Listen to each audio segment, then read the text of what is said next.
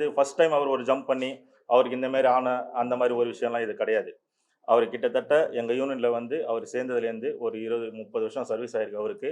ஒரு சில பேர் வந்து ஒரு சில தப்பான விஷயங்களை சொல்லி அது மீடியா ஃபுல்லாக போயிட்டு என்ன சேஃப்டி இல்லாமல் பண்ணுறாங்க அப்படின்றது வந்து ஏற்கனவே நாங்கள் ஒருத்தர் இழந்துட்டு ரொம்ப மனசு பாதிச்சிட்டு பொறுத்த வரைக்குமே வந்து இந்த மாதிரி ஒரு ஒரு இப்போ அந்த அப் ஷாட் பண்ணுறோம் இல்லை ஒரு கார் ஷாட் பண்ணுறோம்னா அதிலெல்லாம் வந்து இவ்வளோதான் டிஸ்டன்ஸு இங்கேருந்து நாங்கள் 5 அடி தான் வருவோன்றதெல்லாம் அது மெஷர்மெண்ட் பண்ண முடியாது.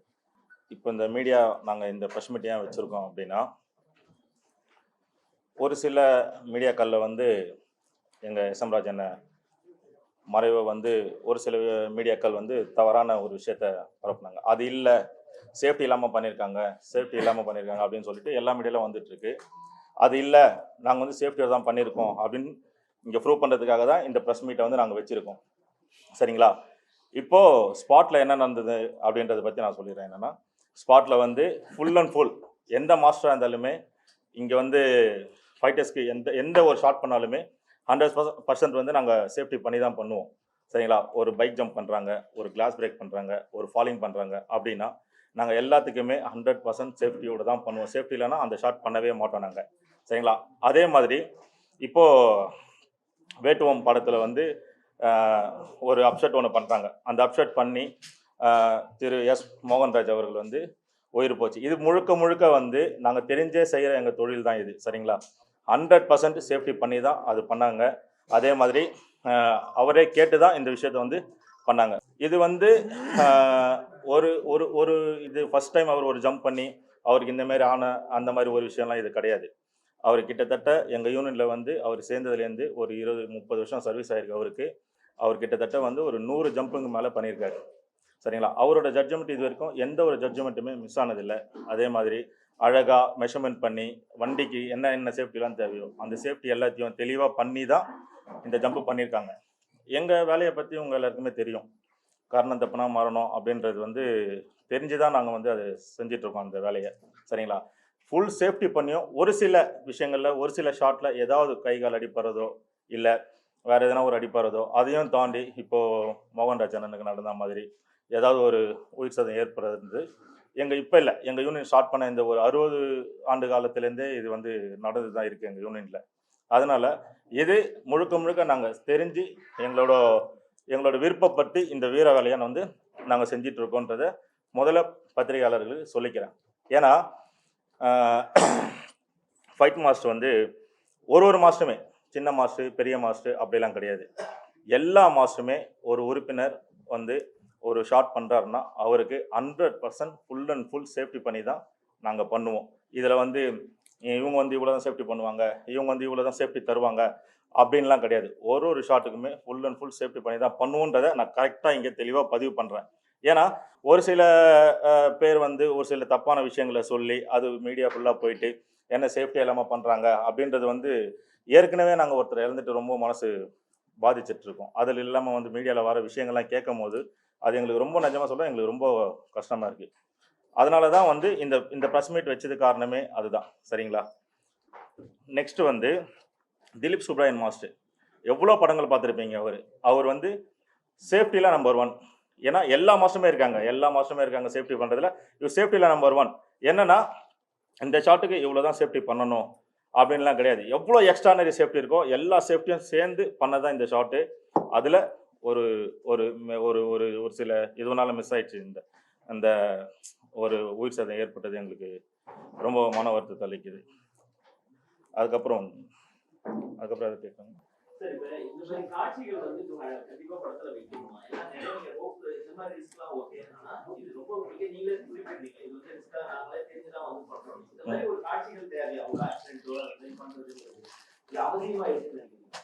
சார் உங்களுக்கு எல்லாமே தெரியும்.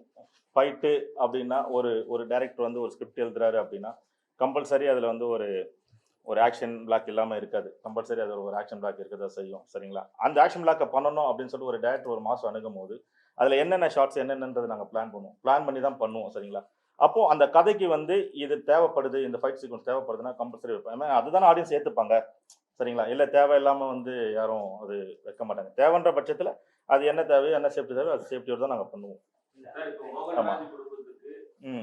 யூனியன் என்ன உதவி பண்ணியிருக்கு, மற்றவங்க யார் என்னென்ன உதவி பண்ணியிருக்காங்க ம். அவங்க குடும்பத்துக்கு அவர் உயிரோடு இருந்தால் அதுக்கு ஈக்குவலா இருக்குமா, இல்ல வேற என்ன செய்ய போறீங்க? இப்ப நான் முத்துக்குமாருக்கு ஒரு ஃபங்க்ஷன் நடத்தினாங்க, அந்த மாதிரி நீங்க எதுவுமே இது மாதிரி இது வரைக்கும் அந்த மாதிரி கலை நிகழ்ச்சி நீங்க பண்ணல ஸ்டண்ட் கலைஞர்கள். உங்க சேஃப்டிக்கு உங்கள் இருப்புக்கு ஏதாவது அது மாதிரி பண்ணலாம் இல்லையா? நீங்க கூப்பிட்டா எல்லாருமே வர போறாங்க இல்லையா? கண்டிப்பா கண்டிப்பா. அந்த விஷயத்தை ஒரு டீட்டெயில் சொல்லுங்க சார். அதான் சார், அது எப்படின்னா மோகன்ராஜ் தவறின பிறகு போன சனிக்கிழமை அந்த நீலம் பிக்சர்ஸ்லேருந்து அந்த ப்ரொடியூசர்ஸ் வந்தாங்க. ரெண்டாவது அந்த இயக்குனர் ரஞ்சித் அவர்கள் வந்தாங்க. யூனியனில் நேரடியாக வந்து அவர் இழப்புக்கு ஒரு 20 லட்சம் ரூபாய் காசோலை அவங்க குடும்பத்துக்கு கொடுத்தாங்க. அது மட்டும் இல்லாமல் அவங்க மோகன்ராஜுடைய பையன் வந்தார். அவர் என்ன படிக்கிறாருன்னு கேட்டால் ஒரு செகண்ட் இயர் காலேஜ் படிக்கிறாரு. அவங்க தங்கச்சி, அதாவது மோகன்ராஜுடைய பொண்ணு +2 படிக்குது. உங்கள் படிப்புக்கு தேவையான அனைத்து உதவியும் நான் பண்ணுறோம், எப்போ வேணால் எங்களை அணுகுங்க அப்படின்னு சொல்லிட்டு யூனியனில் வந்து நேரடியாக சொல்லியிருக்காரு. அது மட்டும் இல்லாமல் அந்த சண்டை காட்சி எடுத்த சண்டை இயக்குனர், சண்டை ரைட்டர் மாஸ்டர் திலீப் மாஸ்டர் ஒரு 15 லட்சம் ரூபாய் கொடுத்துருக்காரு. சிம்பு வந்து ஒரு 1 லட்ச ரூபா கொடுத்துருக்காரு கேள்விப்பட்ட உடனே.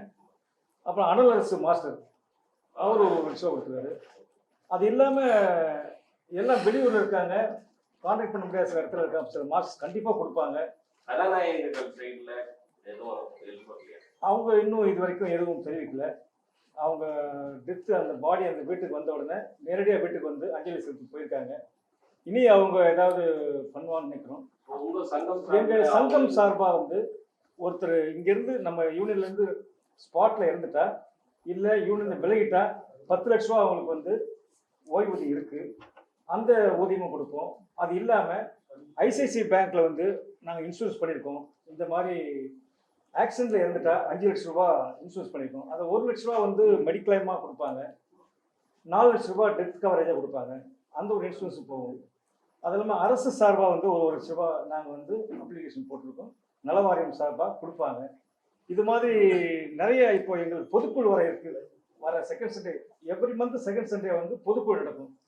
அந்த பொதுக்குழு தான் இதெல்லாம் அனௌன்ஸ் பண்ணுவோம். பொதுக்குழு தான் அவங்களும் மாஸ்டர்ஸும் வந்து சொல்லுவாங்க. நிறைய அந்த இதில் வரும்னு நினைக்கிறோம். அது இல்லாமல் நீங்கள் ஒரு கேள்வி கேட்டீங்க, சண்டை கலைஞர்களுக்கு ஏதாவது நிகழ்ச்சி நடத்தி அதில் ஏதாவது நிதி ஏதாவது ஏற்பாடு பண்ணிக்கலாம். ஏற்கனவே பண்ணியிருக்கோம். அதாவது பொன்விழா ஆண்டா ஒரு நிதி ஏற்பாடுக்காக பண்ணியிருக்கோம். அதில் வந்து கிட்டத்தட்ட சன் டிவி தான் அந்த நிகழ்ச்சி வந்து கான்டாக்ட் பண்ணாங்க. அதில் எங்களுக்கு வந்து கிட்டத்தட்ட 2.5 கோடி ரூபாய் வந்திருக்கு. அதில் வந்து நலிஞ்ச சென்டர் கலெக்ஷன் தான் வந்து அதை நம்ம கலெக்ட் பண்ணியிருக்கோம்.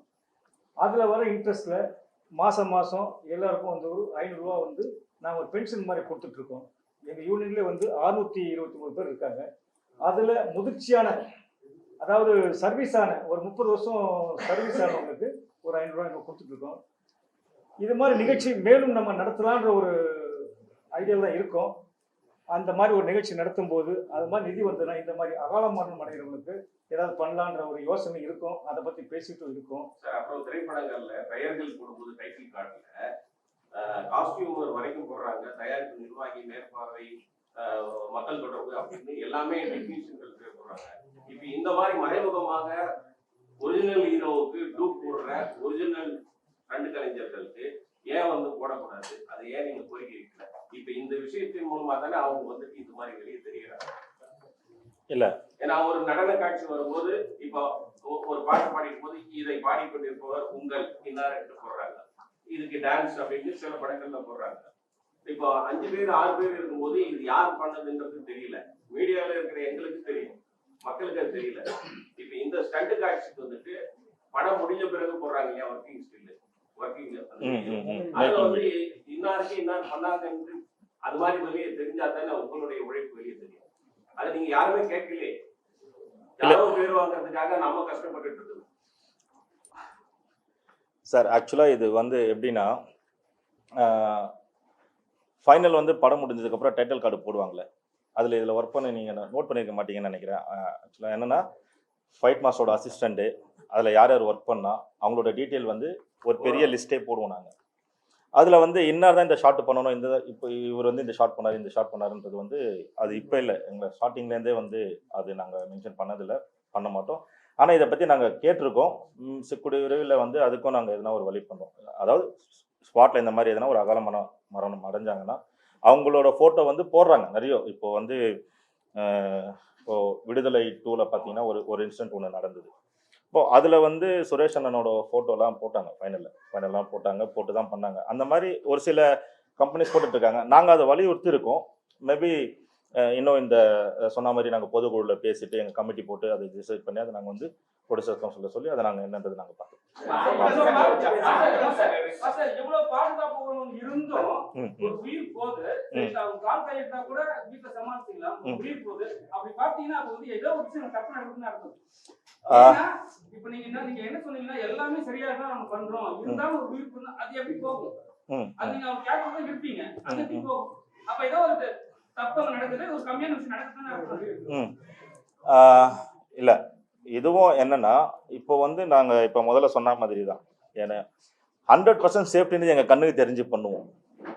100% சேஃப்டி எங்க கண்ணுக்கு தெரிஞ்சு பண்ணுவோம். அதுல இப்போ வரைக்கும் எங்க தொழிலாளிங்க, எங்க உறுப்பினர்கள் வந்து எல்லாரும் சேஃப்டியா பண்ணி அதுலயும் தப்பிச்சு தான் வந்திருக்காங்க. ஒரு சில விஷயங்கள், ஒரு சில இடத்தை பொறுத்து, ஒரு சில மரணங்கள் அது தெரியாம அது நடக்கதான் செய்யும். ஏன்னா அது தெரிஞ்சுதான் நாங்க பண்றோம். இது வந்து இப்போ இது பண்ணா உங்களுக்கு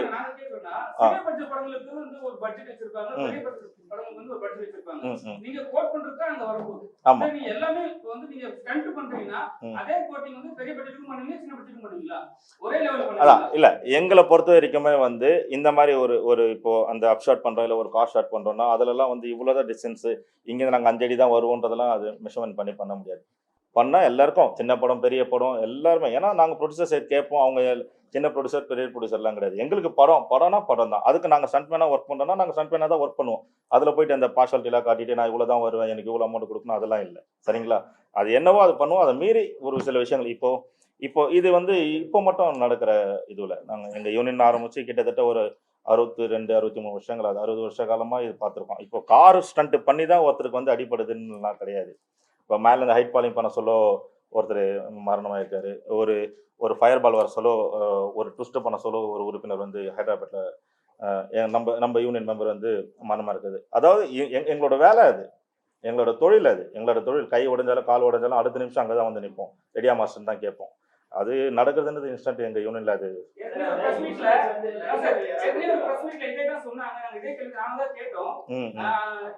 படத்துல பண்ணும்போது அவங்க வந்து எங்களுக்கு வந்து இன்சூரன்ஸ் போட்டு கொடுத்துருவாங்கன்னு சொல்லியிருந்தாங்க, எல்லாருமே இது தெரியும். இப்போ வந்து அந்த ஃபாலோ பண்றீங்களா? ஆக்சுவலாக அதுவும் நான் சொல்கிறேன். என்னென்னா இப்போ இந்த நீலம் ப்ரொடக்ஷனில் பாரஞ்சித் சாரோட ஆக்ஷனில் போயிட்டு இருக்கிறதுல நீலமில் வந்து அங்கே வேலை செய்கிற ஒரு உறுப்பினருக்கும், அதாவது லைட்மேன்லேருந்து ப்ரொடக்ஷன்லேருந்து எல்லாருக்குமே அந்த படம் முடிகிறதுக்கும் ஒரு பேக் இன்சூரன்ஸ் போட்டு தான் இருக்காங்க. அது அந்த மாதிரி பெரிய படங்கள்னு இல்லை, எல்லாருமே மோஸ்ட்லி பண்ணுறாங்க. ஒரு சில படங்கள் இல்லைனாலும் அதை நாங்கள் வலியுறுத்தி அதை பண்ண வைக்கிறோம். இப்போ எல்லாமே இப்போ இதெல்லாம் நடந்த இது கூட அவங்க வந்து இன்சூரன்ஸ் போட்டு தான் பண்ணியிருக்காங்க. இப்போ அதுலேருந்து ஒரு இதுவும் எங்களுக்கு பண்ணித்தரணும்னு சொல்லியிருக்காங்க. அதனால அது நீட்டாக போகுது பிரதர்.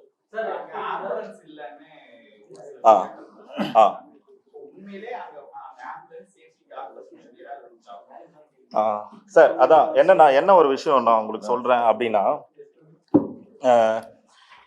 இந்த இன்சிடென்ட் நடந்து எங்கள் யூனியனுக்கு தகவல் வந்த உடனே வந்து எங்கள் யூனியன் உறுப்பினர்கள், மூத்தவங்க ப்ளஸ் செயலாளர், நிர்வாகிகள் எல்லாருமே வந்து அவங்க வீட்டுக்கு போனோம்.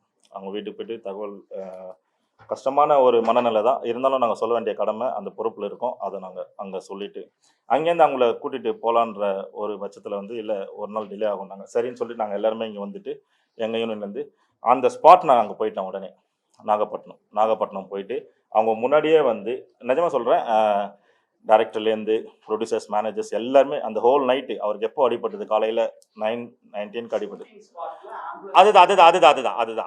அதுதான் சொல்ல வரேன். அங்கே போய் அந்த ஸ்பாட்டில் விசாரித்தேன். ஏன் உங்களுக்கு இதை சொல்ல வரேன்னா, நீங்கள் ஷூட்டிங் ஸ்பாட்டில் ஆம்புலன்ஸ் இருக்கான்னு கேட்குறீங்க, அதை நான் டீட்டெயிலாக சொல்லணும்ல, இல்லைன்னு தெரியாதுல்ல உங்களுக்கு, மொட்டையாக இருந்துச்சுங்க அப்படின்னு சொல்லிட்டு நான் போக முடியாதுல்ல. அப்போ என்னன்னா நான் போயிட்டு அங்கே இருக்கிற மேனேஜர்ஸ் எல்லாருமே விசாரித்தேன். அவங்க ப்ரூஃபோட காட்டினாங்க. ஷூட்டிங் ஸ்பாட்டில் ஆம்புலன்ஸ் இல்லாமல் ஃபஸ்ட்டு இங்கே இருக்கிற எந்த மாஸ்டருமே ஃபைட் பண்ண மாட்டாங்க. ஒரு சின்ன பட்ஜெட்டாக இருந்தாலும் ஒரு மினி ஆம்புலன்ஸாவது வச்சு தான் பண்ணுவாங்க. ஏன்னா சேஃப்டி இல்லாமல் நாங்கள் பண்ண மாட்டோம். 100% நாங்கள் ஆம்புலன்ஸ் இருந்தது. அவங்கள அங்கேருந்து ஸ்பாட்டில் நான் எதுக்காக போனேன்னா நான் தெரிஞ்சுக்கணும், நான் விசாரிக்கணும் எல்லாமே என்ன நடந்தது, எங்கள் உறுப்பினருக்கு என்ன நடந்ததுன்ற நான் போய் என்ன தெரிஞ்சுக்கணும். அங்கே போய் விசாரிச்சதில்ல. ஆம்புலன்ஸ் இருந்தது, எல்லாமே கூட இருந்தது, சேஃப்டி ப்ரிகாஷன் எல்லாமே இருந்தது.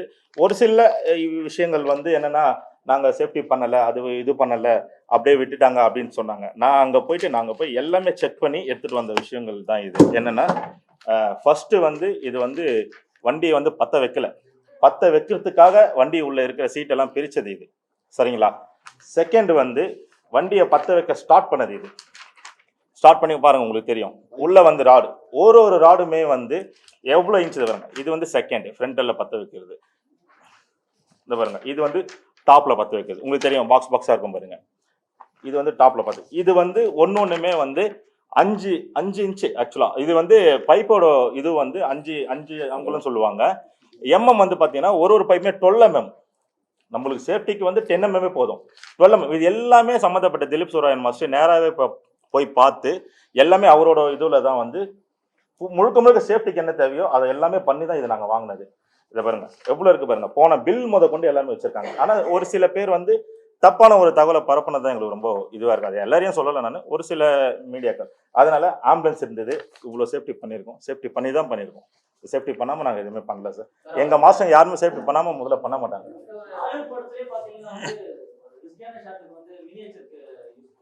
ஆமாம் சார்.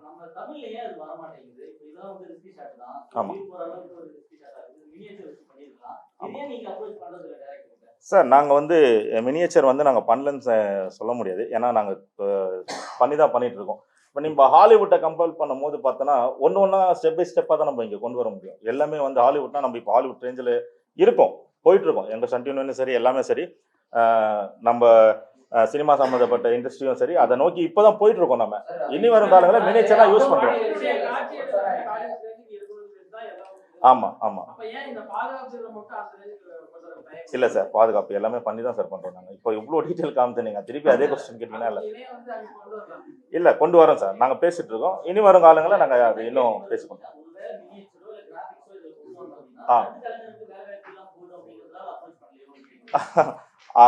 ஒரு விஷயம் இருக்குது சார். என்னென்னா வேலை வாய்ப்புன்னா நம்ம எல்லாமே வேலை செஞ்சுட்டு தான் இருக்காங்க.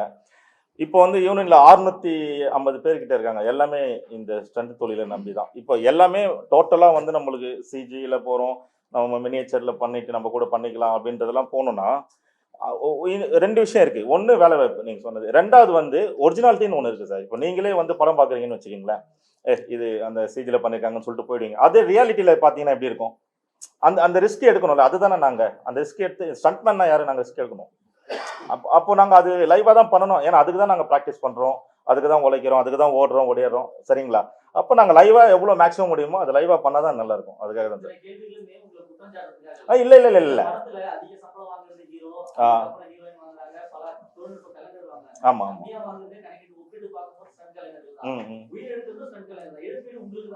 ஆமாம் இல்லை சார். நாங்கள் இப்போ மோகன்ராஜனை மரணத்துக்கு அப்புறம் ஒரு சில விஷயங்கள் நாங்கள் திருப்பியும் அதே ரிப்பீட் பண்ணுறேன். நாங்கள் ஒரு பொதுக்குழு இல்லை ஒரு செயற்குழு போட்டு நாங்கள் ஒரு நல்ல முடிவாக எடுத்து கூடிய சீக்கிரம் அது எல்லாமே சரி பண்ணிக்கணும்.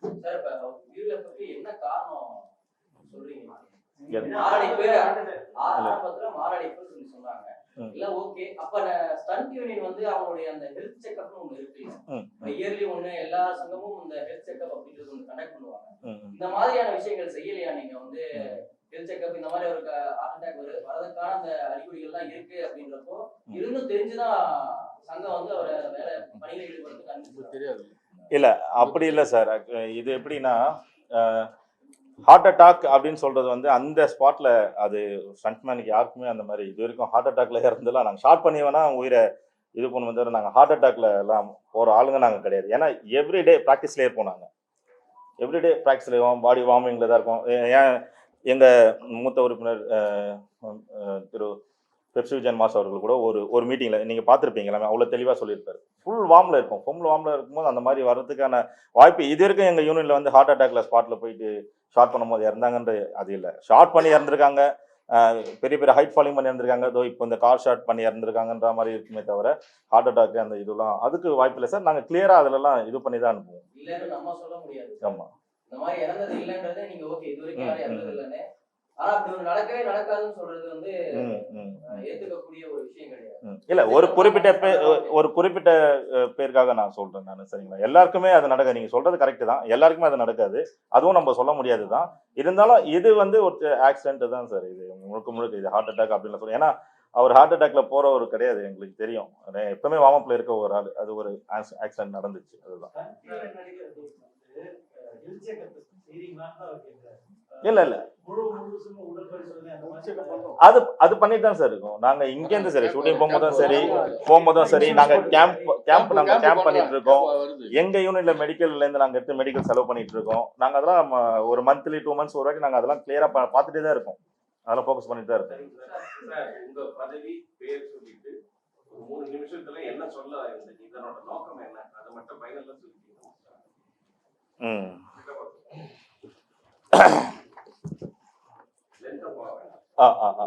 ஒரு 2-3 லைன்ல மட்டும் சொல்றேன். மறுபடியும் எல்லாருக்கும் வணக்கம். என் பேர் வந்து அசோக் குமார், டான் அசோக் சொல்லுவாங்க. நான் இப்போ ஸ்டண்ட் யூனியனோட தலைவராக இருக்கேன். 2025 தலைவர் நான் தான். ஒன்றும் இல்லை, எங்களுக்கு என்னன்னா, இப்போ நாங்கள் இந்த ப்ரெஸ் மீட் கூப்பிட்டதுக்கு காரணமே அதுதான். என்னன்னா, ஒரு சில விஷயங்கள் ஒரு சில பேரால் நியூஸில் வந்து தவறாக போகுது, அது அப்படியே ஸ்ப்ரெட் ஆகுது. அதெல்லாம் இல்லை, முழுக்க இது 100% சேஃப்டியோட பண்ணது தான் எங்களோட ஒர்க்கு, எங்களோட தொழில் அது. அதில் இந்த மாதிரி ஒரு சேதங்கள் ஒரு சில அதாவது ரொம்ப ரேராக தான் இந்த மாதிரி நடக்கும்ன்றது வந்து நான் தெளிவாக பதிவு பண்ணிக்கிறேன் உங்ககிட்ட. ஒன்று, தப்பான ஒரு விஷயங்களை மீடியாவில் யாரும் இது பண்ணிக்க வேணாம். எல்லாரையும் சேர்த்து சொல்லலை, ஒரு சில விஷயம் பண்ணுறவங்களுக்காக சொல்கிறேன். முழுக்க 100% சேஃப்டியோட பண்ண ஒரு விஷயம். அதில் இந்த மாதிரி ஒரு இன்சிடென்ட் நடந்தது, அவ்வளோதான் சார். நாடு முழுவதும் இருக்கக்கூடிய ஸ்டண்ட் கலைஞர்களுக்காக அக்ஷய் குமார் வந்து இன்சூரன்ஸ் போட்டிருக்காரு. ஆமாம்.